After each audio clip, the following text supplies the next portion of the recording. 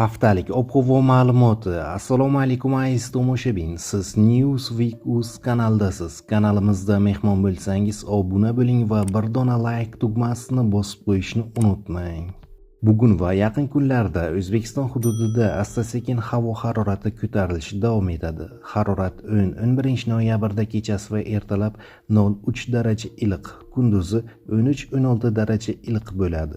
Hafta o'rtasidan boshlab havo harorati kechki va tongi vaqtlarda 4-7 daraja iliq atrofida bo'ladi. Kunduzi esa 17-20 daraja iliqqacha ko'tariladi. Respublika hududining aksariyat qismida quruq ob-havo saqlanib turadi.